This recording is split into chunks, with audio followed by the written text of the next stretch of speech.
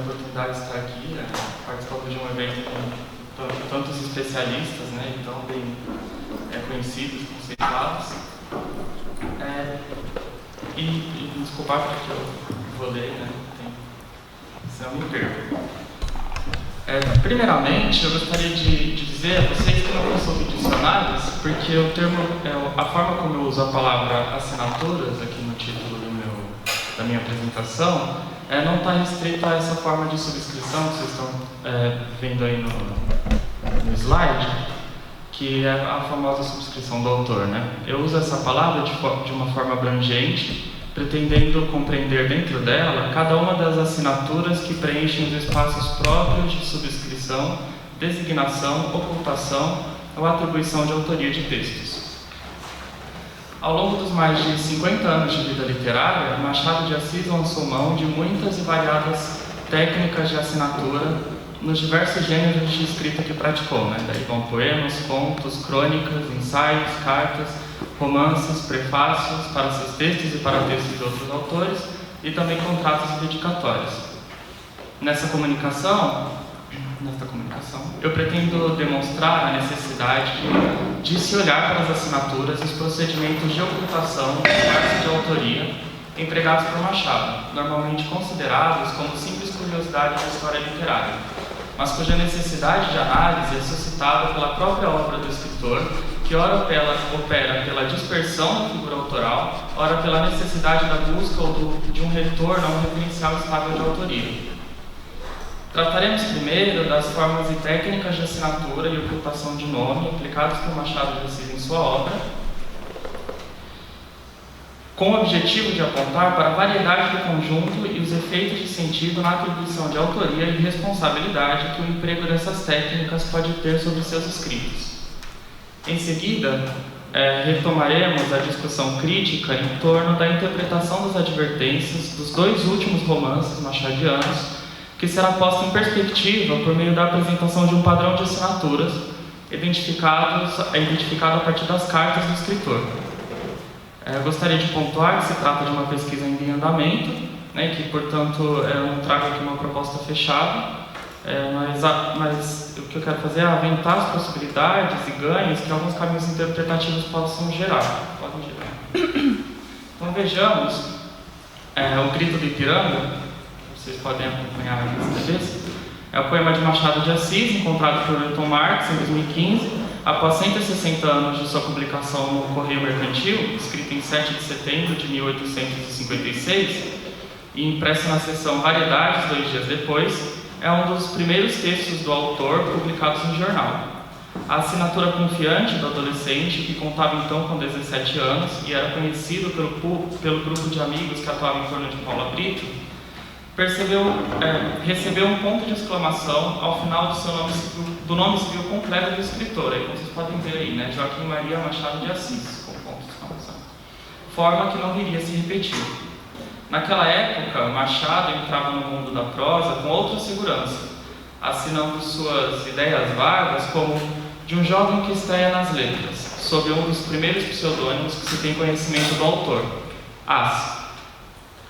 É a mesma forma com a qual, vocês acompanhem aí, assinou a polêmica Os Cegos, que foi motivada por uma questão proposta por Paula Brito. Pouco tempo depois, Machado assinava o conto Três Tesouros Perdidos, publicados em A Marmota, em 1858, com a forma Machado da Assis, enquanto sua tradução de Lamartine, a literatura durante a Restauração, recebia a assinatura M de Assis. Um pouco mais tarde, sua carta ao redator dos Ecos Marítimos seria encerrada com O Sincero Amigo M.A. As variações nas assinaturas dos textos machadianos não apenas sucedem umas às outras, mas coexistem. Em O Espelho, acompanhem aí nas TVs, por exemplo, é possível encontrar diversos textos de Machado com assinaturas diferentes publicados simultaneamente no mesmo número. É o caso número 16, com dois textos de crítica assinados por Gil, M.A.S. e M.A.S., e um poema assinado com a assinatura M de Assis. Também é o caso do número 3, para ficar apenas com esses exemplos, de 18 de setembro de 1859, onde é possível encontrar 2 textos de crítica, aquarelas e revista de teatros, assinado como M, AS, e um comentário a uma lenda alemã, Os Imortais, assinado com as iniciais MA. Um texto em prosa, O Prisioneiro, assinado com a inicial M, e um poema, A um Proscrito, assinado com o que viria a ser o nome literário do autor, Machado de Assis.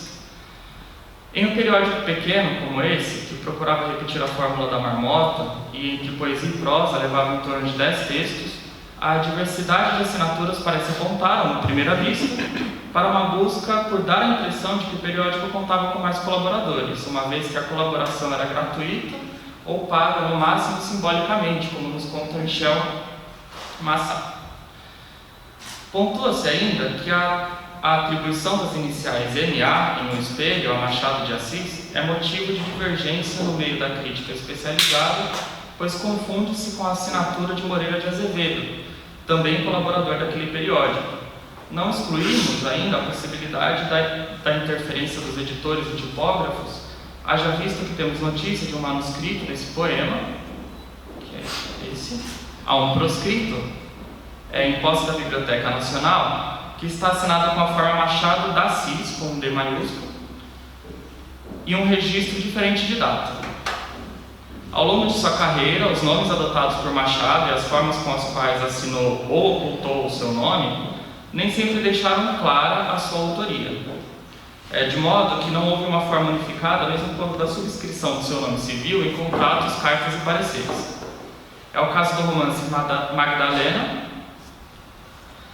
publicado em A Marmota durante os últimos meses de 1859, e incluído como sendo da pena de Machado de Assis por Galante de Souza, em sua bibliografia, e por Michel Massa, em seus dispersos, mas cuja atribuição de autoria fica incerta e causa polêmica por ser a assinatura mesma utilizada também por Moreira de Azevedo, naquele jornal.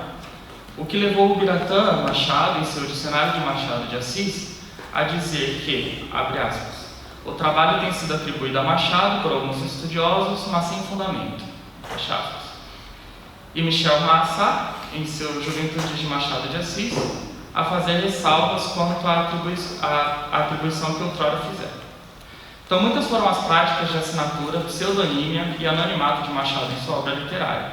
A partir do levantamento inicial que estamos fazendo com base nos estudos, como já falei, do Galante de Souza, Biratã Machado, Magalhães Júnior, Michel Massa, entre outros, na correspondência de Machado de Assis, em 5 tomos, publicado pela BL, e em consulta nos acervos da Biblioteca Nacional, sua hemeroteca e documentos manuscritos, bem como da Biblioteca Brasiliana Guife José Mindre, verificamos até o momento 62 assinaturas conhecidas e confirmadas e 11 assinaturas também conhecidas, mas que, embora careçam de documento comprobatório, fornecem algum indício de serem da mesma pena do autor de Dom Casmurro.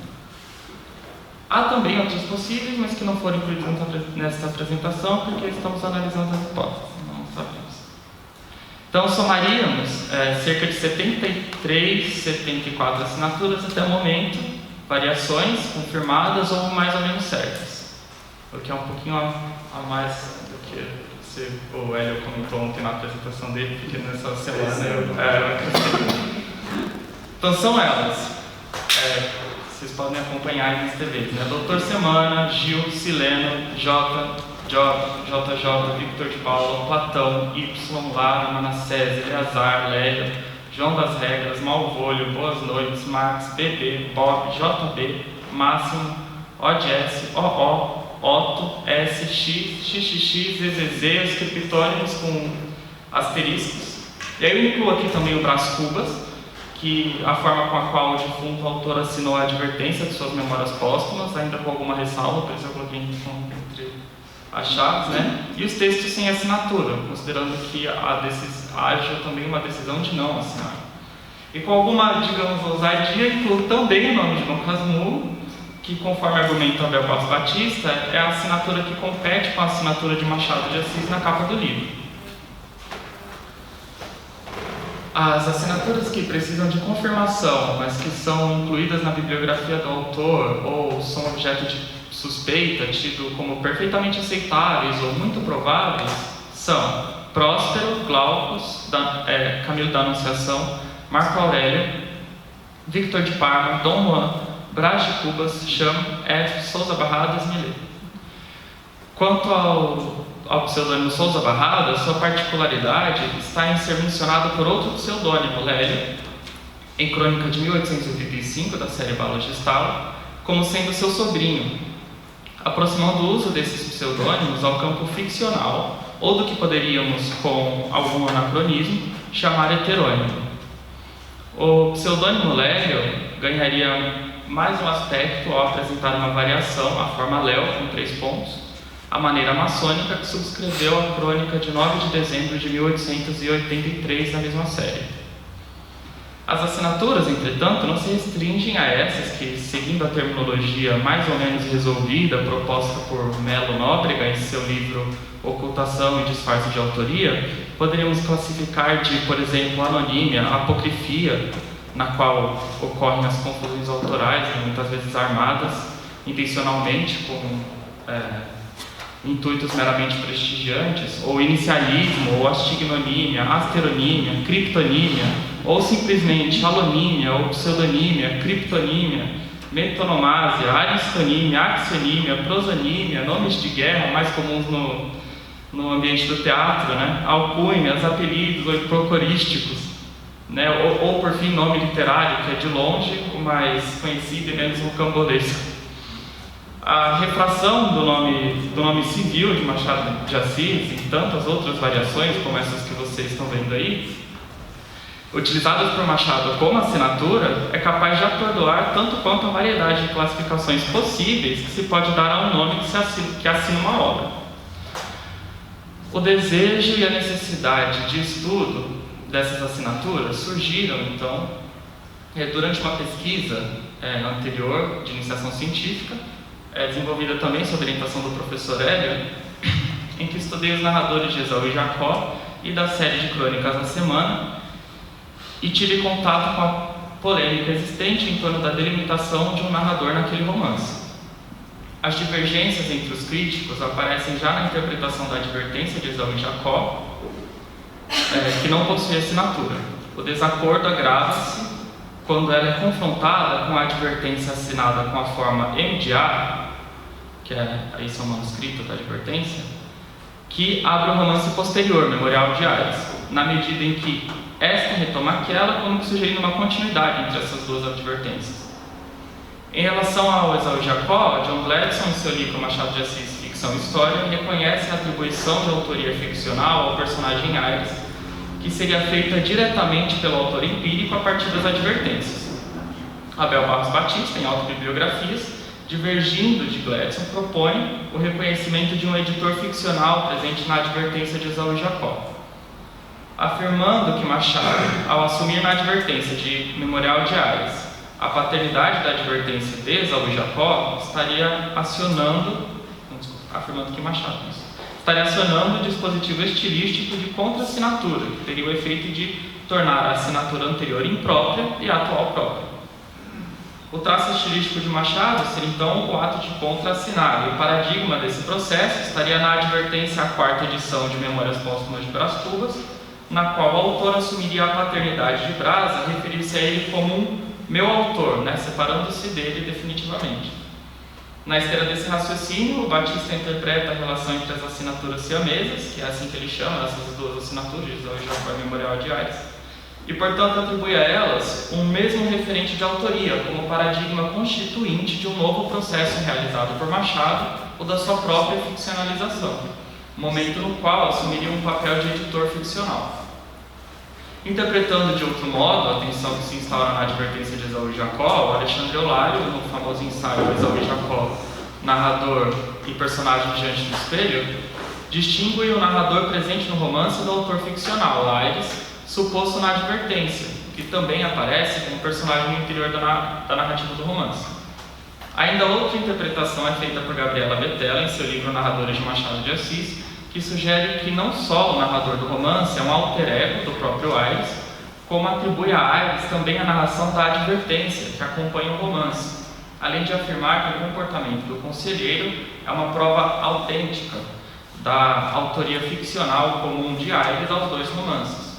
Elia de Seixas Guimarães, com alguma ressalva, se me corrija, por seu turno, propõe que Aires funcionaria como um lugar ficcional em que se encontram as imagens de narrador e leitor, sem que uma se confunda inteiramente com a outra, além de ser também uma entidade intermediária na relação entre o escritor Machado de Assis e o leitor empírico.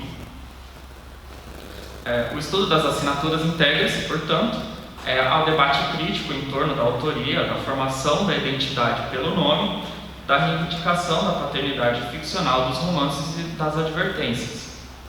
A ausência de estudo detalhado sobre as práticas de assinatura de Machado suscitou, então, a minha pesquisa, aquela que eu estou contando a história da pesquisa, a necessidade de verificação das assinaturas presentes não apenas nas advertências dos romances, campo nebuloso, então é difícil definir os limites que separam ficção e realidade, mas também nas cartas, onde, em tese, haveria maior segurança quanto à atribuição de autoria, uma intenção de... por meio da conferência das assinaturas, com as quais Machado encerrava suas cartas, foi possível verificar que, além de serem diversas, e tem Machadinho, Machado de Assis, M.A., M de Assis, M da Assis, registram-se algumas ocorrências da forma M de A mesma assinatura presente na advertência de memorial de Aires e decisiva na instauração da polêmica mencionada. Verificou-se ainda, como vocês podem acompanhar aí na TV, que muitas delas se davam em contexto de contra-assinatura ou de errata. Para dizer com maior clareza, todas as ocorrências de inscrição de um post-scriptum recebem uma nova assinatura, M de A. Quando já havia a assinatura do escritor, como que sugerindo que o Machado possuía um método para sobrescrever sua própria assinatura, marcando esse procedimento, dando à carta uma segunda e específica assinatura.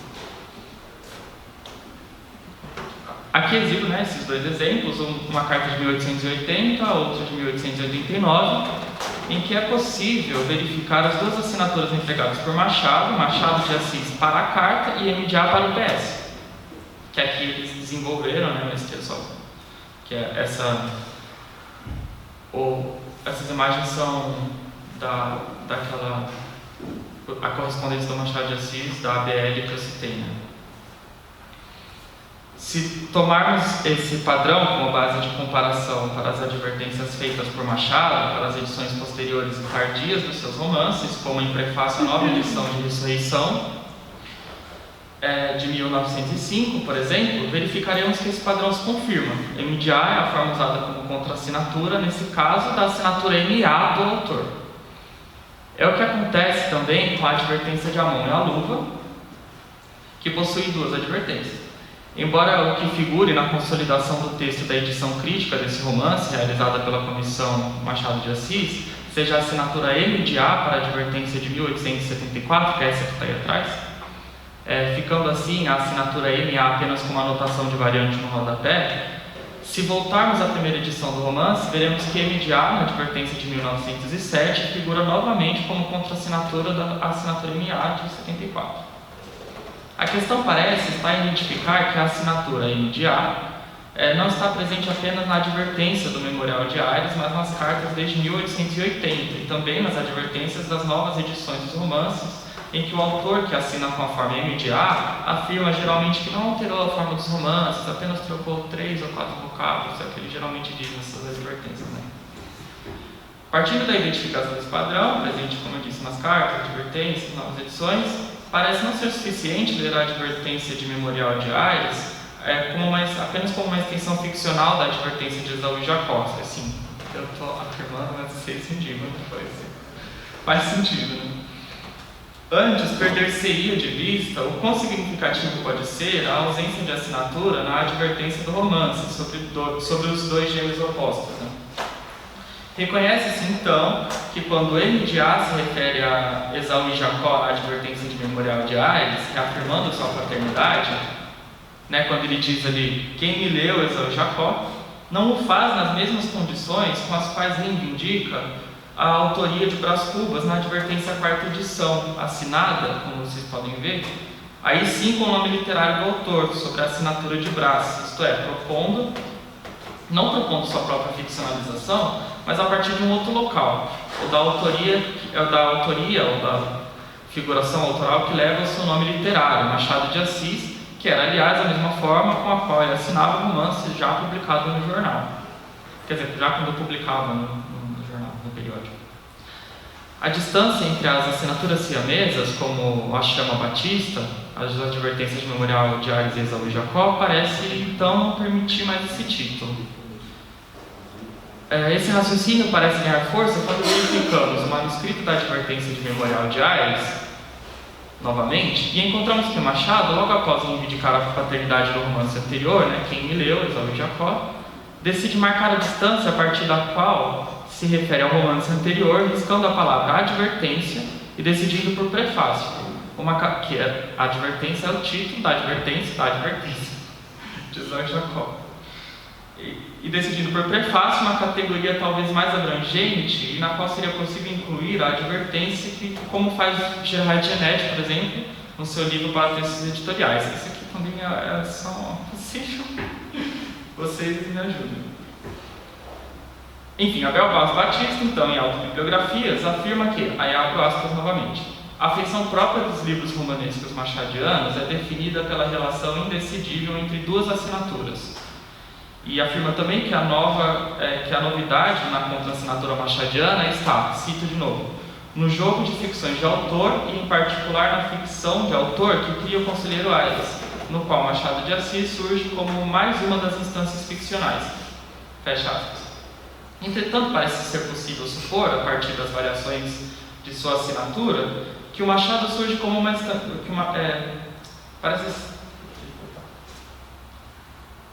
Parece ser possível supor, a partir das variações de assinatura que o Machado, que surge como instância ficcional, é apenas uma das versões ou figurações do escritor que assinou Machado de Assis, o segmento que leva a assinatura MDA, e que faz parte de um sistema de assinatura com a qual joga o autor.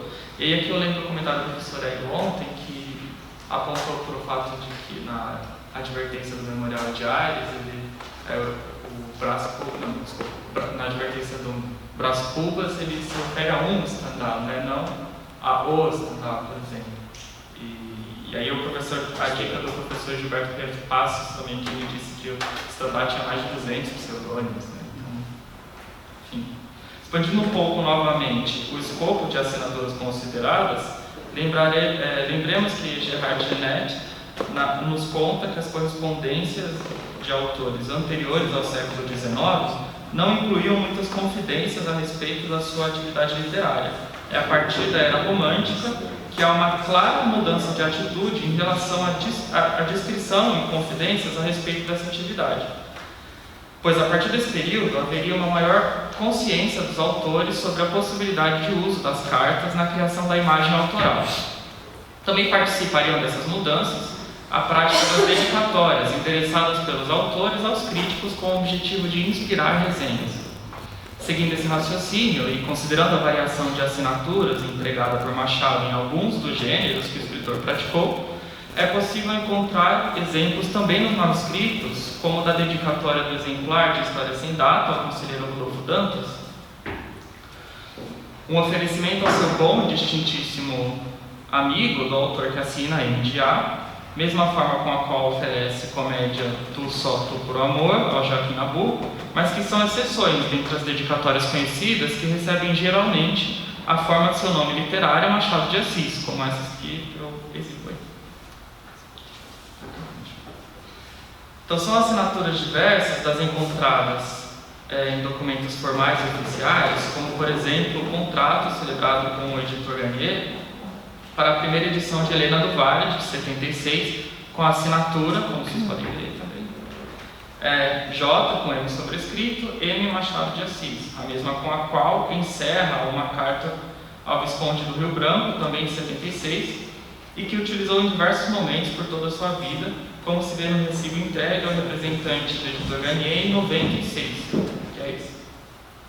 Essa forma de assinatura parece ser padrão para todos os contratos que Machado celebrou, havendo poucas variações para Joaquim, com M sobrescrito, como essa que estou exibindo, Maria, com A subscrito, Machado de Assis, todas anteriores a 77. Também não sei exatamente qual a implicação disso, mas que é um exemplo que eu dou nesse contrato das Crisálidas, figurando essas assinaturas como com seu nome civil completo, abreviado e com subscrições, como padrão para documentos formais, oficiais, burocráticos, da vida de validade jurídica. Em relação aos contos, destacam-se casos curiosos em que, ao longo de sua publicação parcial, alguns receberam mais de uma assinatura, como no caso do conto Ernesto de Tal, que recebeu as assinaturas JJ e J. E no caso do conto A Chave, que foi assinado duplamente Machado de Assis e M de Assis. E o conto Antes que Cases, que recebeu as assinaturas Lara e Bebê. Nota-se que mesmo quando há divergência entre as assinaturas das partes de um conto, o efeito da ocultação de nomes se mantém naqueles subscritos por pseudônimos, enquanto que aqueles que levaram mais claramente, digamos assim, o nome do autor, mantiveram essa característica. Se olharmos para o índice, do 13º ano de romances e novelas do Jornal das Famílias de 75, verificaremos que o efeito buscado à primeira vista parece ser o mesmo que em Um Espelho 15 anos atrás. Isso é de uma variedade de escritores. Eu não sei se dá para vocês enxergarem, eu circulei todos os textos que são do Machado. Quase todos os textos são do Machado. Verifica-se ainda que os contos reunidos em livro, quase que em sua totalidade, foram publicados originalmente em jornal com a assinatura já do Machado. Também retomo o comentário do professor Hélio, a fala do professor Hélio ontem, que diz que era um nome já estabelecido desde sempre, Machado de Assis para seu nome literário. Em relação às crônicas, imperam os pseudônimos e o anonimato, como no caso de A Semana, embora àquela altura o nome literário do Machado de Assis já estivesse estabelecido, bem estabelecido, já era presidente da academia. Sua última série de crônicas publicadas na Gazeta de Notícias, jornal popular e respeitado do Rio de Janeiro, que fazia oposição moderada ao regime republicano, não recebeu assinatura. Aí John Gladstone afirma que, embora não possuíssem assinatura, a autoria de Machado não era nenhum segredo. As pessoas sabiam que era Machado o autor das crônicas, diz ele. Mas o escritor, ao publicá-las anonimamente, estaria se posicionando e defendendo. Aqui também estou citando Gladstone. Projeto dúvidas nessa interpretação também. Eu estou atacando as pessoas, eu nem estou. Mas quem sou eu, como a professora Sandra Guardini disse ontem, imagina. Mas eu projeto algumas dúvidas nessa interpretação, porque, como eu mencionei anteriormente, durante a minha iniciação científica, eu encontrei alguns paralelismos e consonâncias entre a série de crônicas A Semana e o romance Isaú e Jacó, que eu acho que complicam um pouco, pelo menos eu acreditar, o isolamento das crônicas de uma certa carga ficcional, pelo menos. Então, a propósito, a instabilidade em relação à designação de autoria, que também quero acreditar, é muito mais acentuada na prosa do que na poesia. Os poemas de Machado apresentam muitas variações de assinatura, mas em sua maioria são variações ou iniciais de seu nome civil, como vimos no poema O Grito do Ipiranga, que eu mostrei no começo. Então, para finalizar, Machado demonstrou ter consciência dos efeitos da assinatura, fazendo deles antes assuntos de comentários e episódios no interior de sua obra. Por vezes, em menções sutis, em alguns momentos de maneira direta e até para fazer graça, os assuntos da pseudonímia e anonimato atravessam os textos de sua prosa do início ao fim de sua obra. Seja, por exemplo, na importância dada por Félix ao anonimato da declaração de amor que encontraram no álbum de Livre em Ressurreição, conforme também comentou o professor Hélio ontem, do primeiro romance do escritor, seja na crônica de sua primeira, seja em uma crônica de uma de suas primeiras séries, que eu estou exibindo também, ao acaso, de 11 de setembro de 64, na qual o cronista comenta e assina: mais algumas linhas e vou escrever as minhas iniciais. O que querem dizer estas iniciais? Perguntava-se em uma casa esta semana. Uma senhora em quem a graça e o espírito real são as mais belas qualidades do coração, disse-me um amigo, respondeu: M.A. quer dizer, primeiramente, muito abelhudo. e depois muito amável. O meu amigo acrescentou: alegra-te, comunica isso aos teus leitores. M.A. No bilhete encardido e sem data, guardado, que a literatura permite, não parece haver dúvidas de que este certo e inconfundível nome literário, sempre atual, como este evento está mostrando, incluído com frequência dentre os maiores nomes da literatura que se quer universal, é reconhecido constantemente como o mais importante de nossas letras, Machado de Assis. Obrigado.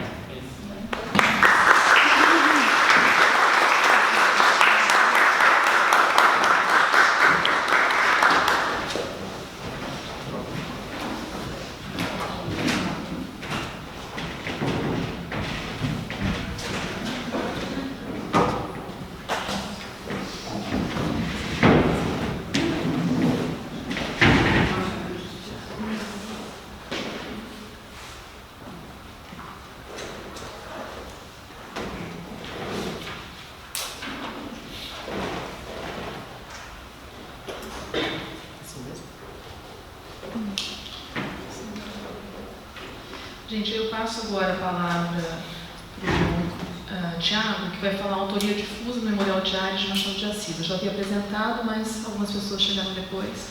Vamos lá. Bom dia, pessoal. Eu juro que o Fernando e eu, a gente não combinou a apresentação, que a gente vai falar de muita coisa parecida.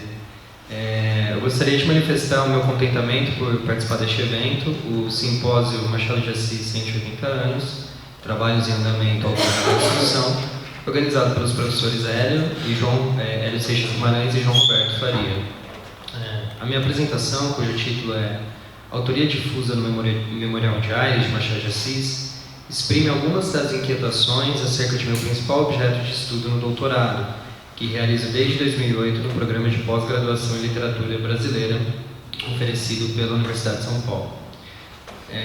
Memorial de Aires é o derradeiro livro de Machado de Assis. A publicação do romance ocorreu em 1908, pouco tempo antes da morte do escritor. Nele, reencontramos Aires, ser fictício presente em Esaú e Jacó, romance de 1904, e lemos parte de seu diário, que preenche praticamente todo o memorial. Folheando o livro, além do título, Memorial de Aires, e o nome Machado de Assis presentes na capa, e dos fragmentos de duas cantigas trovadorescas na epígrafe, encontramos a advertência. Acho que seria interessante ler, né, para relembrarmos. Eu vou colocar aqui. A advertência diz o seguinte: quem me leu Esaú e Jacó, talvez não conheça essas palavras do prefácio. Nos lazeres do ofício escrevi um memorial, que, apesar das páginas mortas ou escuras, apenas daria e talvez dê para matar o tempo da barca de Petrópolis. Referia-me ao conselheiro Aires.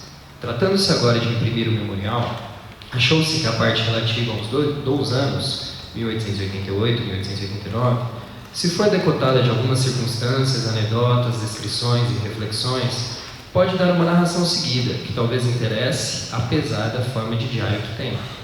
Não houve pachorra de a redigir a maneira daquela outra, nem pachorra, nem habilidade. Vai como está, mas desbastada e estreita, conservando só o que liga o mesmo assunto.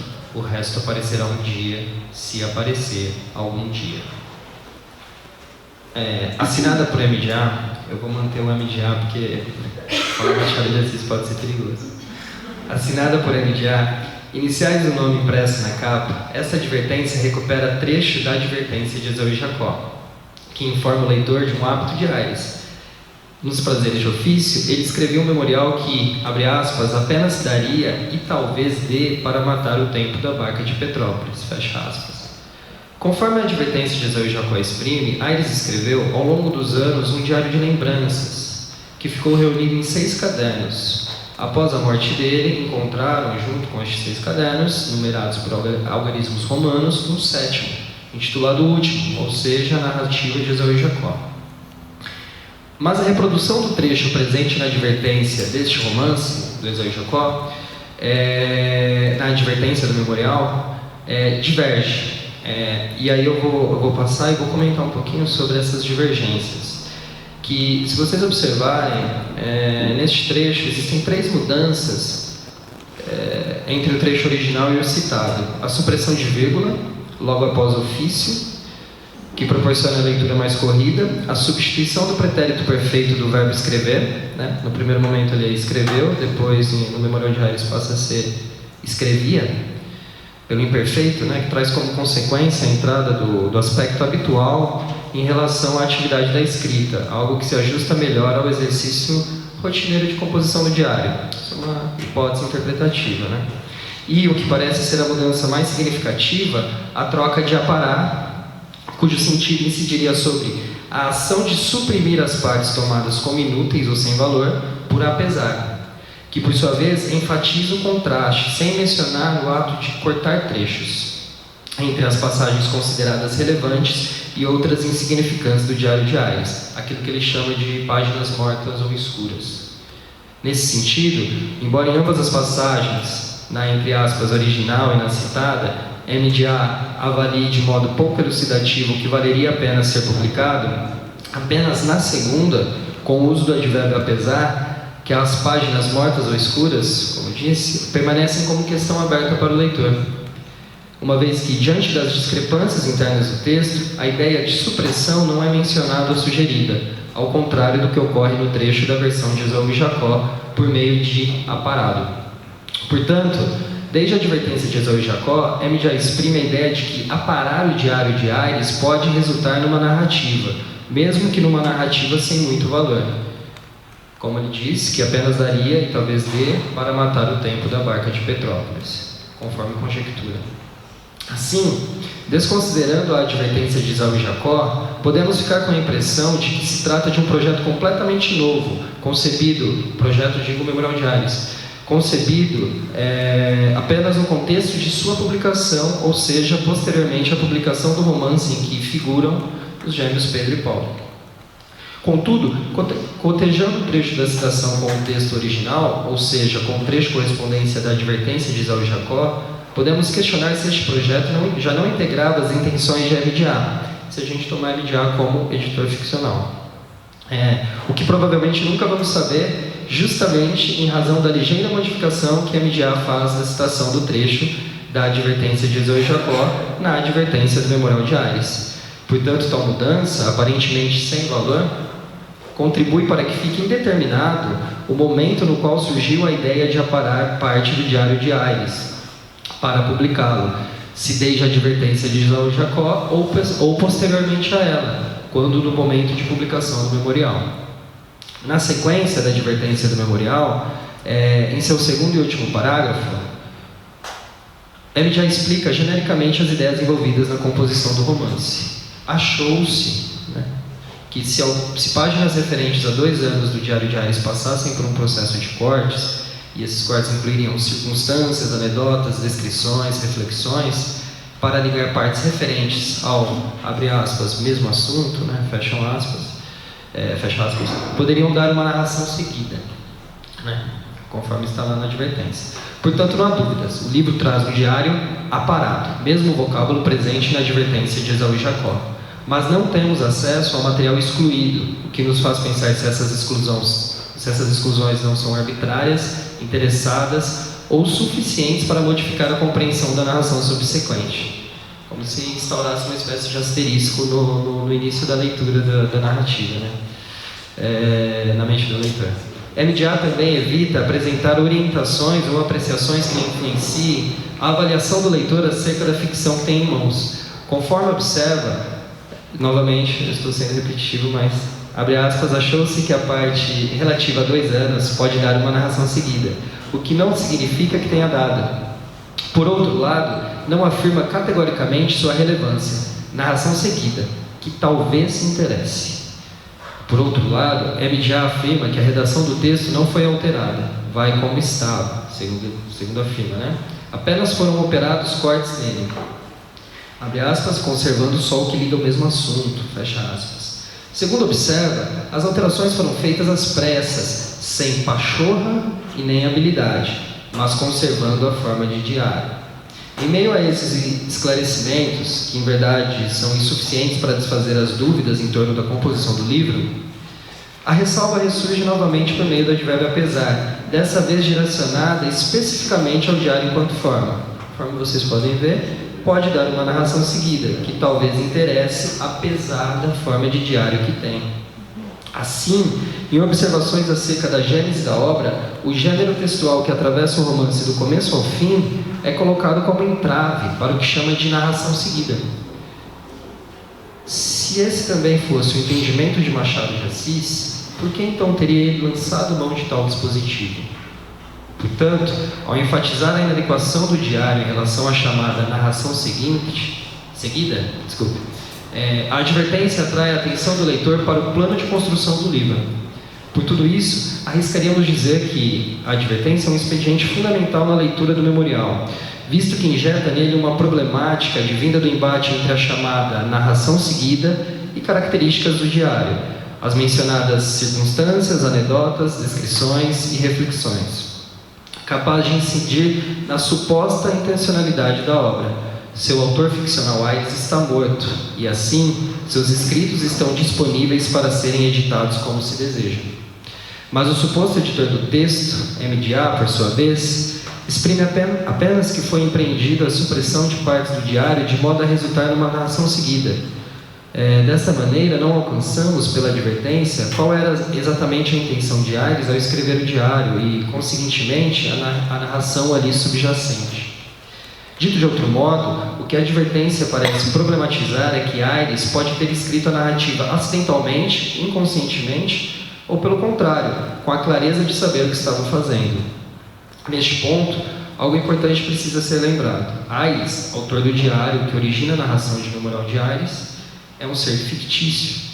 Portanto, as afirmações presentes nas advertências do Memorial e de Esaú e Jacó não correspondem ao plano do real, embora não estejam completamente desassociadas dele, uma vez que operam enquanto espaços de intermediação do real com o ficcional. Isso é o que observa o crítico português Abel Barros Batista. Na avaliação que faz de Esaú e Jacó, ele afirma que a assinatura de Machado, situada previamente à advertência, atesta seu pertencimento ao campo da ficção, mas guarda relação com o autor Machado de Assis. Segundo Batista, e aí eu menciono uma citação do livro dele, a assinatura de Machado, presente ainda antes da advertência, que aliás se lhe atribui demasiado depressa, indica-nos que todo jogo com o nome próprio e a assinatura de Aires constitui o acontecimento inaugural do romance. Trata-se de ficção, mas indica-nos sobretudo que apenas o nome de Machado nos permite designar Esaú e Jacó como romance que se destina enquanto totalidade unificada. Essa afirmação está inserida no livro A Formação do Nome e Duas Interrogações sobre Machado de Assis. Nele, Abel Barros Batista estuda a ficção de autores na ficção de Machado, defendendo que ela, abre aspas, representa uma das características notórias da escrita machadiana, fecha aspas. Abel parte da ideia de que o desenvolvimento do gênero romanesco esteve articulado com o questionamento da ideia do autor como que ele chama origem inerente da obra, num processo que seria, novamente cito Abel, paradoxalmente indissociável da constituição moderna do autor. Nesse sentido, o crítico português afirma que a atuação de Brás Cubas, Dom Casmurro, Aires, além da contística machadiana, prolonga e radicaliza essa tradição. Assim, em diálogo algo tenso com a crítica machadiana brasileira, Abel procura desvendar os dispositivos da ficção de Machado de Assis que operam, por meio da ficção de autores, no sentido de impossibilitar que a face do autor real seja revelada, indicando que, abre aspas, a consequência mais radical da ficção de autores é transformar o autor real numa ficção de autor. Porque, com a presença ou a atuação desses autores fictícios, não haverá senão ficções de Machado de Assis.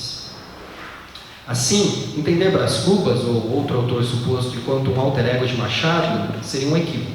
Para Batista, é preciso que a crítica machadiana faça uma distinção clara entre Machado de Assis e os autores supostos que habitam sua ficção. A condição de primazia do autor efetivo sobre o autor suposto deve deixar de existir, implicando que o autor suposto e sua máscara, para tomarmos de empréstimo um termo decisivo da crítica de Augusto Meyer, não apresentará uma entrada de sentido único e seguro acerca do autor efetivo, ou do rosto de Machado. Por isso, cito novamente o Abel, Não se tratará mais de estabelecer uma relação. Não se tratará mais de estabelecer uma relação de identidade ou de diferença entre a concepção do mundo do autor ficcional e a concepção do mundo do autor efetivo, mas de delimitar o sentido com que Machado nos destina suas ficções. O sentido que provavelmente nos obrigará a reconhecer que um romance não pode transmitir a concepção do mundo do seu autor, mas pode obrigar-nos a pensar o mundo ao pôr em cena a singularidade de uma experiência. Não se trata da significação do romance, mas do sentido com que o romance se abre às significações possíveis. Fecha aspas. Deste modo, apresentarei a síntese de 3 passagens do estudo de Batista que, segundo ele, fornecem os traços decisivos do procedimento do autor suposto, procurando articulá-las com alguns comentários acerca do Memorial de Aires.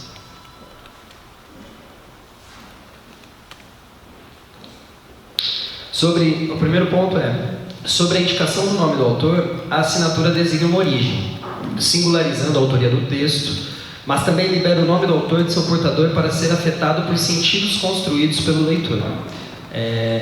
Diz o Abel que o texto assinado separa o nome próprio do portador, perturba-lhe a referência, de modo que a marca de presença do autor é, ao mesmo tempo, a força que o torna ausente. A indicação do nome do autor, segundo Batista, é ainda uma forma de assinatura. Neste caso, a indicação que a NDA empreende na advertência do memorial de que Aires seja o autor do diário cumpre a função de singularizar a origem do texto e constituir o velho diplomata enquanto autor suposto. O leitor, por sua vez, atribuirá sentidos no processo de leitura a este autor suposto, reconfigurando a significação do nome Aires, liberta da pessoa física e ficcional que escreveu os diários. O segundo ponto seria que o nome de autor suposto, que singulariza a origem da narrativa, inscreve-se num espaço próprio.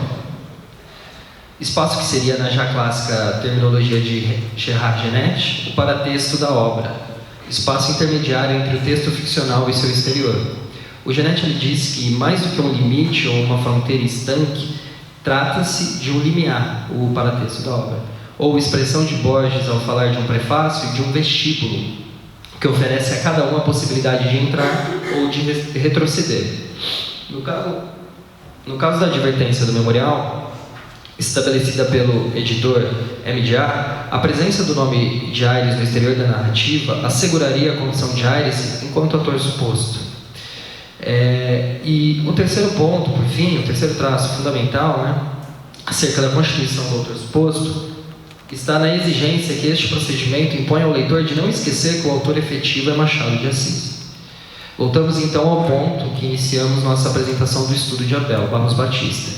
A assinatura de Machado, situada previamente à advertência, atesta o pertencimento dela ao campo da ficção e instaura Machado como responsável pela totalidade do romance. No caso da leitura de Abel, Esaú e Jacó, da leitura que estamos fazendo aqui, no Memorial de Aires.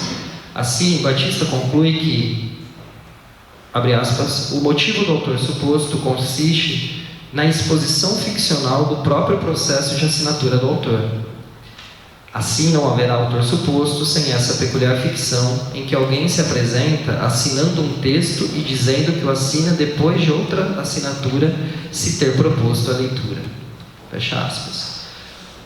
Tais apontamentos fundamentam que a articulação da advertência do Memorial de Aires com os demais componentes do romance sugere a impossibilidade de alcançarmos a concepção de mundo de Machado de Assis, uma vez que é um processo de constituição de autoria ficcional de Aires que problematiza tal empreitada. Também sinalizam que procurar pela concepção de mundo do autor efetivo na ficção de Machado de Assis pode ser menos interessante que pensar, conforme a observação de Batista, o sentido com que o romance se abre às significações possíveis. Nesse sentido, quando lemos acerca do amor na vida de uma viúva, da solidão da velhice, mesmo num casal bem ajustado, do vai-e-vem entre América e Europa, num personagem luso brasileiro, do egoísmo da elite em meio à problemática da escravidão/abolição, do homem diante da finitude da vida, encontrando na escrita um mecanismo de resistência, ou seja, quando lemos assuntos presentes no memorial que suscitam potenciais reflexões de cunho histórico, filosófico, psicológico, é decisivo que busquemos compreender como tudo isso é manejado pelo autor ficcional. Aires, sem esquecermos de que há uma advertência que alerta para alterações ao texto. Comparecendo na totalidade da narrativa do memorial, o Diário de Aires baliza uma escrita que explora a intimidade de seu autor, característica entendida como fundamental desse gênero na era moderna, e outra que observa e narra os comportamentos de um pequeno círculo da sociedade fluminense. Na primeira entrada do romance, no dia 9 de janeiro de 1888, Aires escreve: certamente ainda me lembram coisas e pessoas de longe, diversões, paisagens, costumes, mas não morro de saudades por nada. Fecha aspas. Portanto, pelo menos neste momento, a escrita de Aires não está voltada nem para o passado para recompor o que foi, nem para o futuro, uma vez que vê a si mesmo no fim da vida. Suas colocações, nesse início de 1888, pretendem dar a impressão de que sua pena é colocada em atividade numa estreita conexão com as vivências do presente. Conforme diz, aqui estou, aqui vivo, aqui morrerei. No memorial, em meio a relatos acerca de momentos em companhia da irmã e de distrações provenientes da convivência prosaica e polida com Dona Carma, Guiar, Fidélia, Tristão e o desembargador Campos, Aires toma como assunto o luto, a ausência de filhos, a solidão e a iminência da morte algumas vezes em seu diário. A anotação do dia 30 de setembro de 1888 exemplifica isso. O projeto aí para vocês. Dona Carmela tem um marido e os 2 filhos postiços. Eu tenho a mulher embaixo do chão de Viena e nenhum dos meus filhos saiu do berço do nada. Estou só, totalmente só. Os rumores de fora, carros, bestas, gentes, companhias e assobios, nada disto vive para mim. Quando muito, meu relógio de parede, batendo as horas, parece falar alguma coisa, mas fala tardo, pouco e fúnebre. Eu mesmo, relendo estas últimas linhas, pareço meu coveiro. Entretanto, as anotações algo asfixiantes que nós acabamos de ver, acerca do luto, da ausência de filhos, da solidão, da iminência da morte, que poderiam constituir a base para um texto confeccional e de mergulho na interioridade do ser, não são a regra das páginas que acessamos do Diário de Aires. E nesse momento pode surgir o questionamento: seria isso resultado da própria escrita de Aires ou dos cortes alterados no texto?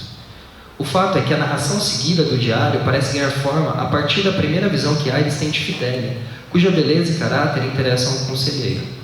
Aires demonstra, no transcorrer do memorial, uma curiosidade imbuída de ambiguidade pela jovem viúva. A cena que inaugura tal problemática está logo na terceira entrada do livro, anotada em 10 de janeiro.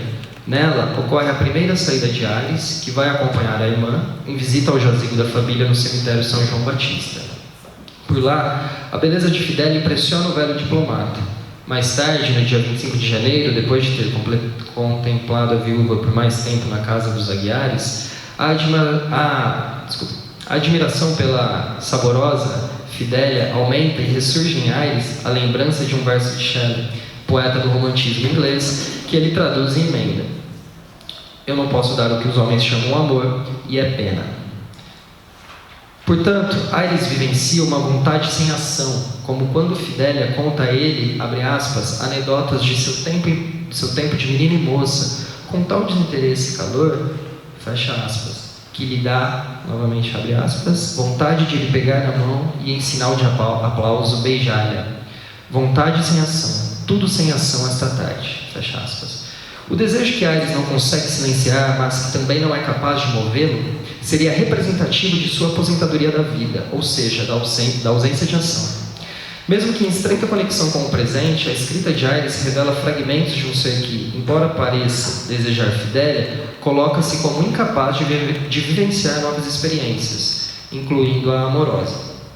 Assim, Aires não se preocupa mais com o cargo diplomático, não tem filhos, está viúvo e não pode dar o que os homens chamam amor, ou seja, não vive e, portanto, não é capaz de fornecer uma narração seguida ao seu diário. Mas teria Aires tal preocupação, justamente um gênero que na modernidade consagrou a escrita voltada para a intimidade de seu autor? A pergunta retorna, né? Conforme observamos, Aires não se coloca na condição de quem busca interferir no mundo. Assim, a partir de diálogos, bilhetes e cartas de personagens com os quais convive, ou seja, de discursos alheios, Aires passa a construir a narrativa do percurso que leva Fidélia ao segundo casamento. O autor do diário testemunha e relata a aproximação entre a jovem viúva e Tristão, que será o segundo esposo dela, por meio de uma posição cada vez mais privilegiada que ocupa em relação às personagens no decorrer dos dias.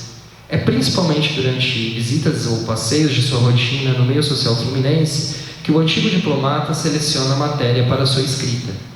A narração que culmina nesse matrimônio é estruturada fundamentalmente baseada naquilo que o conselheiro escuta ou lê em cartas ou bilhetes de Rita, sua irmã, do casal de velhos Dona Carmen Aguiar, do tio da jovem viúva, o desembargador Campos, e dos próprios relatos do futuro casal. Nesse sentido, Aires não apenas é um intérprete das situações e dos seres que o rodeiam. Sem participar ativamente do plano das ações, ele capta, avalia e reconfigura discursos alheios por meio dos 3 modelos sintáticos de transmissão do discurso de outrem: o discurso direto, o discurso indireto e o indireto livre. Combinando de diferentes modos esses modelos de transmissão em suas anotações, Aires narra o abandono de Fidélia de sua condição de luto e sua abertura para um novo casamento a partir do que provém discursivamente dos outros. Além da inserção de diálogos longos em discurso direto, reprodução cuja fidedignidade pode ser colocada em questão em razão de ser fruto da memória de Aires, verbos que introduzem o discurso do outro são recorrentes em todo o romance. Fidélia disse-me, Rita contou-me, a viúva Noronha, ao contrário, pelo que me disse, confiou-me, Tristão falou-me, o desembargador deu-me notícia da sobrinha, contou-lhe, Aguiar mostrou-me uma carta, Tristão novamente contou-me, Fidélia narrou tudo o que viu e ouviu nos últimos dias do pai, etc. As barreiras entre a voz de Aires e outras, nesses casos, estão claras. Contudo, a confiabilidade do relato de Aires parece comprometida quando ele lança algum ruído em seu relato, que por sua vez é proveniente de outro relato. Na anotação do dia 9 de junho de 1888, depois de escrever que Tristão anunciara em carta sua visita ao Brasil, acrescenta à narração aquilo que adivinha e acredita ter acontecido, fazendo questão de escancarar o arbitrário da ficção. Vou colocar um trechinho para que vocês possam ver. Prepararam-lhe alojamento em casa.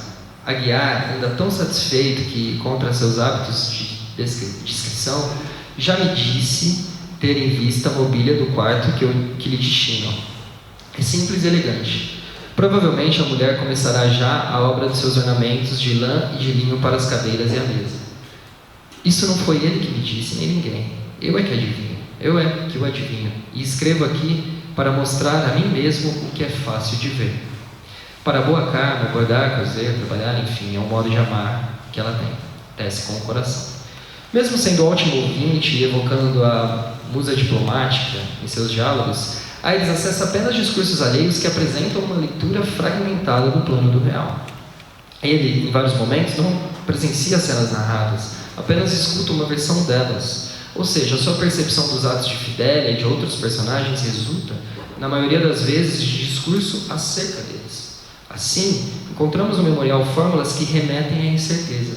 Talvez quisesse beijar o túmulo, parece que, talvez, dizem, creio que, etc. Além disso, valendo-se do discurso de outrem para construir a narração, nem sempre Aires mantém claros os limites entre sua voz e vozes outros. Em anotação do dia 10 de agosto de 1888, Aires escreve acerca do retorno de Fidélia da viagem que fizera à fazenda Paraíba do Sul. Vou colocar um trecho para que vocês vejam também. Fidélia chega da Paraíba do Sul no dia 15 ou 16. Parece que os libertos vão ficar tristes. Sabendo que ela transfere a fazenda, pediram-lhe que a não vendesse ou que os trouxesse a todos consigo. Eis aí o que é ser formosa e ter o dom de cativar. Desse outro cativeiro, não há cartas nem leis que libertem. São vínculos perpétuos e divinos. Tinha graça vê-la chegar à corte com os libertos atrás de si, e para quê? E como sustentá-los? Custou-lhe muito fazer entender aos pobres sujeitos que eles precisam trabalhar, e aqui não teriam de os empregar logo. Prometeu-lhe sim, não os esquecer e, caso não torne a roça, recomendá-los ao novo dono da propriedade. Nesse trecho, não sabemos de quem Aires conseguiu as seguintes informações: a colocação incerta de que libertos vão ficar tristes, o pedido deles para que Fidélia não vendesse a fazenda ou que os trouxesse consigo. E de quem é a pergunta? Tinha graça de vê-la chegar à corte com os libertos atrás de si? E para quê? E como sustentá-los? De Ares ou de Fidélia? Na sequência, as vozes de Ares e Fidélia permanecem indissociáveis. Na sequência, após a pergunta, né? Me refiro. Indissociáveis no mesmo enunciado, que, heterogêneo, impossibilita que identifiquemos o quanto uma parte do discurso pertence a um ou a outro. Portanto, a narração de Ares é atravessada por vozes das fronteiras discursivas no memorial, fazendo da apresentação da matéria algo complexo. Considerando que tal embate pode ser entendido como oblíquo e dissimulado, segundo definição de José Paulo Paes, os discursos alheios colaboram de modo fundamental para que Ares escreva em seu diário uma narrativa acerca de Fidélia, mas eles também causam diversas interferências em sua escrita, problematizando a narração. Para finalizar, recupero a afirmação de Abel Barros Batista, que, considerando a advertência de Isaú e Jacó, observa que o estatuto de Ares, enquanto autor ficcional, narrador, personagem, não fica claro, e que no memorial este problema não permanece. De fato, na advertência do memorial, MJ esclarece que o diário é de Ares, e quando vamos a ele, também não parece ser questionável que Ares seja o seu narrador. Contudo, acredito que há dois aspectos do memorial que mereceriam mais atenção. O primeiro é: durante e após a leitura do diário de Ares, o movimento de compreensão da narração seguida precisará sempre considerar que páginas do texto foram aparadas e que, por isso, o leitor pode, tendo em mão fragmentos de um gênero caracterizado pelo fragmentário, questionar se, abre aspas, páginas mortas ou escuras, fecha aspas, não desmenteriam suas hipóteses interpretativas. O segundo ponto seria: Ares, que não pode dar o que os homens chamam de amor, conforme vimos, é uma máquina de captação e ressignificação do discurso de outro, fazendo com que a narração seja atravessada por vozes outras que, por sua vez, colaboram para a recorrência de construções dubitativas no texto e relativizam o modo como ocorre a assimilação do mundo no memorial. Portanto, considero que estes dois pontos apresentados sugerem que o memorial de Ares não apresenta convencionalmente um diário e este, por sua vez, pode ter pouco de convencional.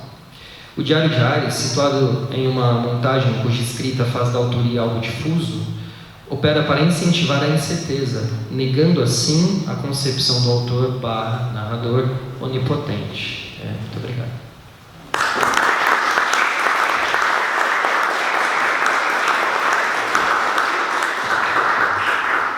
Bom, eu queria agradecer aí a todos, os dois palestrantes. O Tiago disse que eles não combinaram, mas assim são falas evidentemente complementares, né? E o Fernando falando sobre a importância que a assinatura pode assumir a interpretação da obra do Machado, né? Abordando especificamente Isaú e Jacó e o Memorial de Ares, e o Tiago sobre a noção de autoria do Memorial de Ares. E curioso também porque são obras meio aí irmãs, né? Não sei, pela própria maneira como foram elaboradas, pelas personagens, enfim, né? E pensando nisso, eu queria perguntar para o Tiago, a gente já até conversou aqui um pouquinho, descobrimos que temos raízes em São José do Rio Preto e tal, e descobri que ele não estava aqui ontem, mas eu contextualizo. Eu fiquei muito intrigada ontem quando o professor Gilberto falou sobre a questão da mulher, ele falou sobre a Flora, né? E disse que a Flora é uma figura mais etérea e que rompe um pouco com a figura daquela mulher fatal, acho que ele usou o termo de carnalizada, né? De Virgília, da Capitu, né? E eu ando muito intrigada com Capitu, ando convivendo muito com ela, porque é objeto de pesquisa, e convivi muito tempo com Fidélia, no mestrado e no doutorado, então eu fiquei pensando nisso, de como que seria, não é o seu objeto da explanação, mas enfim, é uma provocação para que eu também reflita sobre essa questão.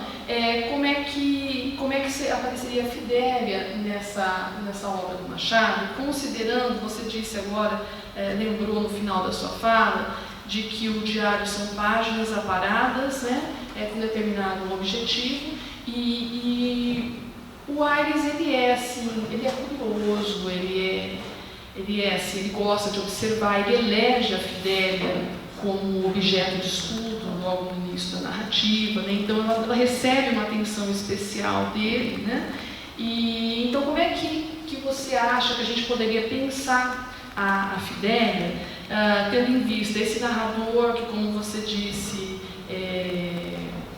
ele se furta um pouco a responsabilidade, porque ele narra, porque ele se vale do diálogo de outros, e ao mesmo tempo é um relato aí que aparece desbastado, que aparece recortado, né? Então, de que maneira que a gente poderia compreender Fidélia, principalmente nessa obra que é tida aí como uma espécie de testamento estético do Machado, né? Que a gente não gosta desse tipo de terminologia, né? Mas enfim, é a última obra de um autor maduro, enfim, né? E para a gente pensar um pouco nisso. E para o Fernando, parece, Fernando, nem é uma pergunta, é quase que uma afirmação, né? Mas o Machado, ele é um escritor que gosta de criar assim, travestimentos para a figura de si, né? Então você mostrou isso muito bem, mas me parece também um tema pouco abordado, né? Acho que tem muita coisa para ser feita nisso, né? Você chegou a investigar outras situações a esse respeito? Então, o que você acha assim que você sabe?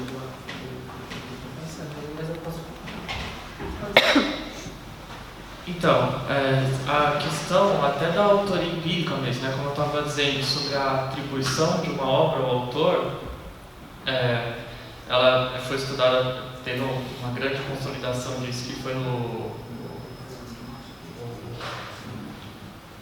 Galante de Souza, que escreveu a bibliografia, né, do Machado. Ele fez uma reunião realmente muito grande, muito importante, muito trabalhosa. A gente não tinha biblioteca digital naquela época, né? Então eu imagino, de fato.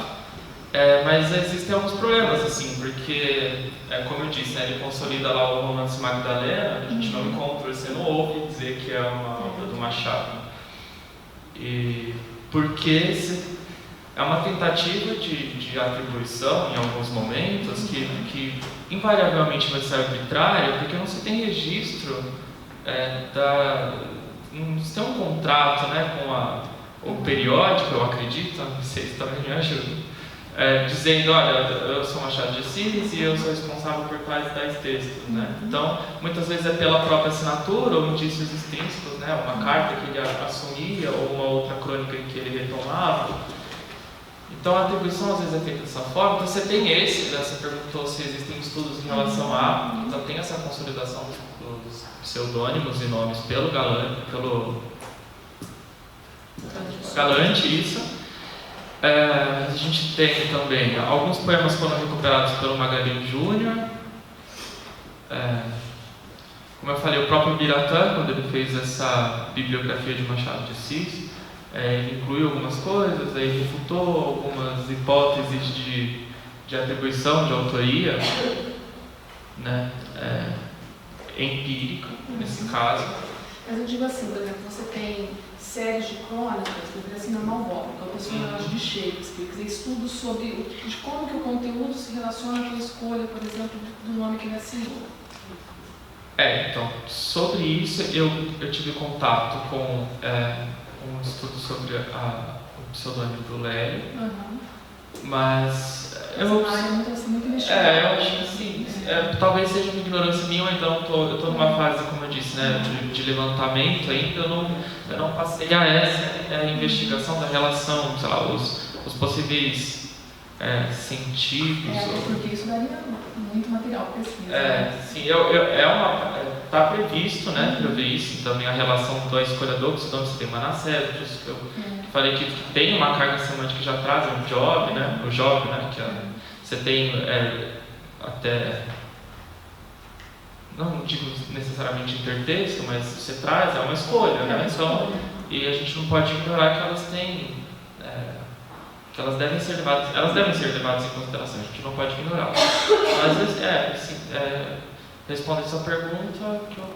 tive contato só com ele, eu não sei se existem outros ainda, não fiz uma pesquisa muito... Mas eu acredito que não, porque pelo que eu pesquisei até hoje, eu tenho tentado levantar uma bibliografia e não encontro, assim, então não sei. Eu acredito que não é muito estudado mesmo, de fato. Vergonha de dizer alguma coisa, depois eu descubro que tem.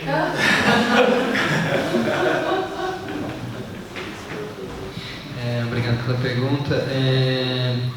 Pois é, a Fidélia é mais uma personagem feminina do Machado de Assis que impressiona, né? Que chama a gente para um desafio interpretativo quase, né? Mas procurando articular com a representação, acho que para entender a Fidélia é interessante também sempre ter em mente que Fidélia é uma construção de Aires. Então, talvez seja um diálogo entre, ao pensar em Fidélia, pensamos um pouco na ambiguidade de Aires.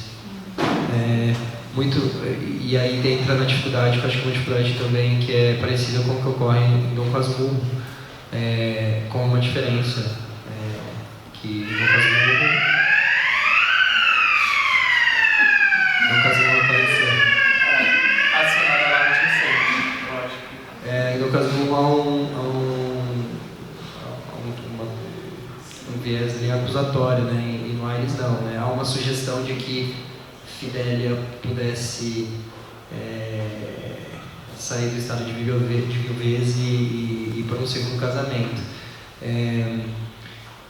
Mas a gente volta para essa questão, né? É a partir da questão do ponto de vista, né? É o Aires que escreve sobre Fidélia, né? Fidélia, então, é colocado a partir da percepção de Aires.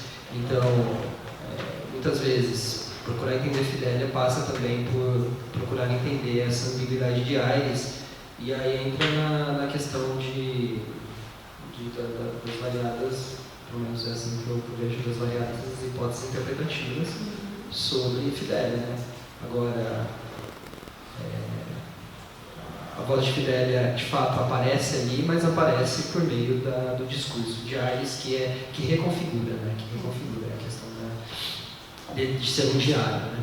E conforme eu acho que conforme eu coloquei na citação ali, o Aires ele ressignifica muito. Então, é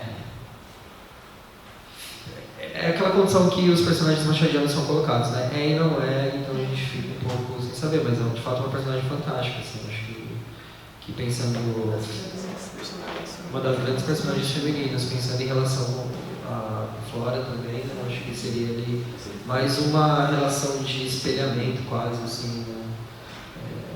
Porque a Fidélia, de um certo modo, ela digamos que ela abre mão do seu meio social, ela abre mão de várias coisas para ir para Portugal. Tem toda uma questão ali que aqui eu não pude entrar, mas de fato é bem interessante. Assim, acho que respondi. A gente tem uns minutinhos ainda, acho que uns 5 minutinhos. Alguém quer fazer alguma pergunta? Muito obrigada às duas comunicações. Eu queria fazer uma pergunta ao Fernando primeiro. Fernando, eu acho que uma pergunta que tem um pouco de relação com a pergunta que lhe fizeram. E seria se você conseguiu ainda na sua pesquisa distinguir uma certa diferença entre o que seria o uso da assinatura para o gênero da crônica, que é um gênero, digamos, em si mesmo, versus o gênero dos romances, por exemplo. E também pensando se você tem pensado na possibilidade de uma organização das assinaturas aritmética, quase matemática. Se pensamos em Machado ser um autor, um escritor que realmente é bastante obsessivo com todos os detalhes e os mapas que ele vai criando, não? Ou se você acharia que seria uma ordem muito mais avessa, menos organizada. E eu estou lhe perguntando também pela curiosidade de, por exemplo, no caso das crônicas, que abarcam o tema da abolição e da escravidão, se por acaso teria uma assinatura que permanece nesses textos, não, como uma espécie de esforço político, digamos. E para você, Tiago, muito obrigada.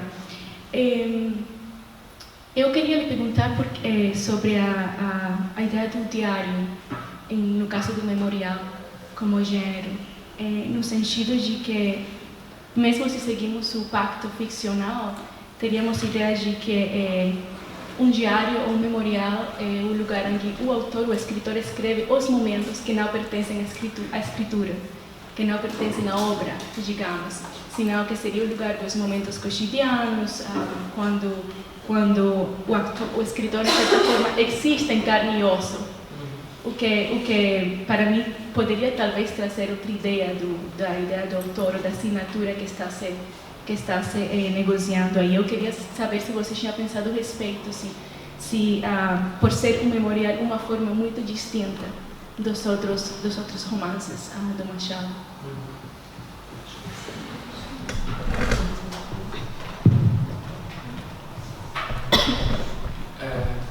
Então, entre crônica e romance, a gente tem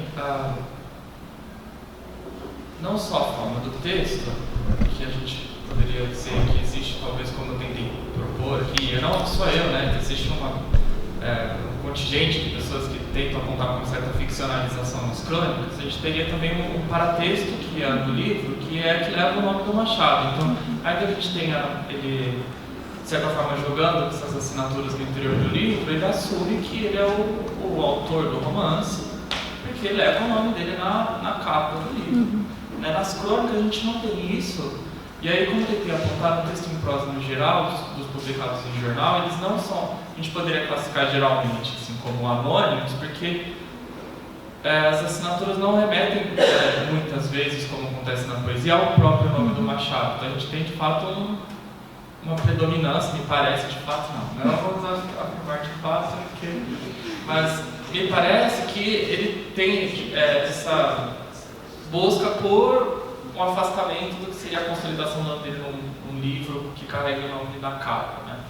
Então, de fato, tem mais pseudônimos ou iniciais, aí são todas aquelas nomenclaturas. Mas um específico não tem. Assim, eles vão se sucedendo nas crônicas, mas você tem alguns que, como eu mostrei, eles coexistem. E não é só a respeito, quando as crônicas tratam comumente, né, a respeito de temas relativamente polêmicos como política ou escravidão. Às vezes, como um texto que ainda está sob análise, desde o início da carreira dele, um possível texto que exista, em que ele também se esconderia até para tratar sobre questões da cena literária, assim. Então, essa busca por se ocultar, assim, de certa forma. De certa forma, não. Não sabemos, né? Porque pode ser que ainda soubessem que era ele, que escreveu. Talvez no início da vida literária, eu acho que ele era menos, como ele era menos conhecido, talvez aponte para essa necessidade, essa vontade, sei lá, de se ocultar mesmo. Eu acho que ele era obsessivo, assim, sinceramente, porque ele causa na gente uma certa obsessão. Eu não acho que seja bagunçado, ou pelo menos talvez eu seja obsessivo e queira buscar um padrão num lugar que não exista. Que pode ser verdade também, mas eu imagino que existe uma certa organização, porque como essa mesa que ele pareceu apontar, a própria obra dele suscita essa busca por olhar essa assinatura, sabe? Por que a gente está aqui falando disso? Né? Porque causa um incômodo, estranheza em relação a isso. Que não partiu só do alto da nossa cabeça, assim, né? Veio do texto, esperamos que não. Então, sim, eu chutaria, assim, por isso, assim que eu comecei, embora quanto mais eu vá juntando assinaturas, mais eu entro em pânico, penso assim, nossa, não vai ter nenhum padrão, não tem escolha nenhuma. Mas talvez o padrão seja o caos, né? Talvez ele realmente queira fragmentar ao máximo a ponto de... Mas eu acredito que tenha uma segmentação assim, que talvez ainda não esteja claro, mas que vai ser em algum momento. Eu espero que tenha. Oi? As crônicas têm séries, por exemplo, Bom Dia. Sim, tem a série, de fato tem as séries. Então, mas assim, quando acaba uma série, a outra não leva o mesmo nome, né? E aí a última, por exemplo, a semana é totalmente não assinada, embora, como afirmou o Gladson, através do estudo dele, a autoria do Machado naquela crônica era conhecida, todo mundo sabia que era ele que escrevia, embora ele não assinasse. As crônicas eram anônimas, mas era comum a todos a autoria dele. Mas tem, como o professor me falou, né, tem a série de crônicas. Então, você tem Doutor Semana, assinou a Bala Gustavo Lélio, né, enfim. Então você tem umas coisas pensadas. Assim, algumas são um pouco mais caóticas, param, terminam, voltam, a gente não sabe se existe alguma coisa, né? E tratam sobre, algumas tratam de temas do cotidiano, então a gente não sabe se ele insere algumas coisas ali com um certo programa, mas assim, no sentido de que já estava previsto determinados assuntos, mas é isso. Obrigado pela pergunta. Se eu entendi direito, a sua questão ela é sobre a questão do problema do diário ser um gênero na modernidade consagrada enquanto um espaço em que muitas vezes o autor ele vai falar sobre aquilo que ele não fala no espaço público, né? No lugar do privado, da intimidade, né? Como o Eugênio coloca, né? E no memorial isso poder ser questionado. É isso? É mais ou menos isso? Então, eu acho que isso é fundamental no memorial, né? Eu acho que isso está desde a advertência, na verdade, a questão colocada desde a advertência, que é a questão de transformar o diário numa narração seguida. E o problema colocado pela advertência é justamente esse. Se o Diário de Ares, então, ele de fato ele não tem muito de um diário convencional, ou pelo menos aquele diário que nós vamos até esse diário esperando encontrar ali por ser o diário de, enfim, um diário que revele a intimidade do seu autor, e ao contrário, um diário que capta discursos e fala sobre o mundo, né, o mundo, digamos, sobre os personagens que estão no mundo, mesmo que sejam personagens caracterizados pela esfera privada de Ares, né, que são sempre em espaços privados. É isso, eu acho que é um problema central e que precisa ser desenvolvido, com certeza. A questão do diário enquanto um lugar de colocação da escrita íntima. Ou também o diário pode ser também visto para um escritor, como um lugar em que o escritor falará sobre o ato da escrita. E isso é interessante, porque se o Ares não é escritor, se o Ares é apenas um diplomata, acho que esse é o ponto, né? Se o Ares é apenas um diplomata, por que ele tem tantas preocupações com aspectos, inclusive materiais da escrita, né? Com as páginas, com a configuração dos seus cadernos, enfim, ou não apenas materiais, mas também com o destino que terá o seu texto, né? Então, assim, ele trata, de fato, de questões que são, em alguns momentos, ele trata de questões que são questões que poderiam ser tratadas por um escritor, e que são, digamos, típicas de outros autores supostos, ou narradores machadianos também, né? É curioso isso. Mas há sempre, porém, também que Ares é, de fato, o autor suposto, porque ele em tese, é o autor do Esau e Jacó, que nós também não temos tanta segurança, podemos questionar. Enfim, o Adão ele traz essa problemática. Acho que é mais ou menos por aí, mas de fato é uma questão central. Acho que não tinha muito tempo nessa questão, né? Bom, agradeço a todos, aos dois palestrantes. Obrigada pelas perguntas.